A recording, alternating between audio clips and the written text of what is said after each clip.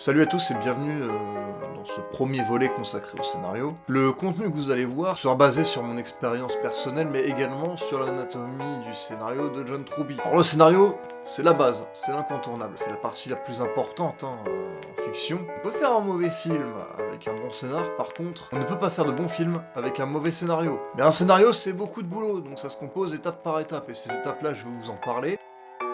Étape 0, avant même de parler scénario, il vous faut une idée, cerner de quoi vous avez envie de parler. Pour ça, je vous renvoie sur mon premier tuto narration. Dès que vous avez votre idée, on peut attaquer la première étape, la prémisse. Alors la prémisse, c'est le résumé de l'histoire en une phrase. J'en ai un peu parlé dans le tuto narration épisode 1, mais je vais aussi en parler dans une autre vidéo plus tard. Ensuite, vous pouvez passer à la deuxième étape, clarifier vos intentions. Ça, pareil, j'en ai traité de manière plus explicite dans l'épisode 2 des tutos narration. Juste, petite précision, là, à partir de maintenant, considérez que toutes les étapes dont je vais vous parler sont des choses que je n'ai pas encore évoquées, mais que j'évoquerai dans d'autres vidéos. Ensuite, on va pouvoir attaquer la troisième étape. C'est les personnages. Vous avez une prémisse, vous avez le résumé de votre histoire, il faut commencer à définir les personnages. Les principaux, les antagonistes, les secondaires. Tous ces personnages ont un rôle, que ce soit un rôle d'enrichissement de l'univers ou un rôle d'avancement de l'histoire. Tous ces personnages, ils ont des enjeux, ils ont des objectifs, ils ont des buts, des qualités, des défauts. Voilà, ça vous le développez. Ensuite, l'univers de votre histoire. Ça pareil, il faut les développer. Comment votre univers fonctionne, quand ça se passe, où ça se passe. Donc cinquième étape, il faut développer davantage votre histoire. Les conflits centraux, les changements, tout ça. En sixième, il faudra choisir votre structure narrative. Alors ce qui compte, c'est pas forcément que vous ayez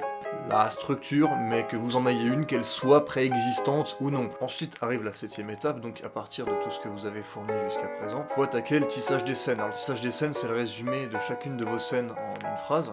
C'est un peu un sommaire de vos scènes. C'est une étape très importante qui permet entre autres de vérifier si votre prémisse est bonne. Et c'est ça qui va après enchaîner sur la huitième étape, à savoir la continuité non dialoguée. C'est simple, vous écrivez les scènes sans les dialogues. Ensuite, neuvième étape, vous pouvez attaquer les dialogues. Je dirais qu'en dixième, vous pouvez faire la mise en forme. Cela dit, vous pouvez même faire la mise en forme dès que vous commencez à faire la continuité non dialoguée. Un scénario, ce n'est pas un objet littéraire, ça n'a pas pour vocation d'être lu par des lecteurs comme on lirait un roman. Le scénario est un outil qui sert à la création du film. Je vous dis à plus sur des prochaines vidéos. Le prochain tuto narration sera porté sur la prémisse.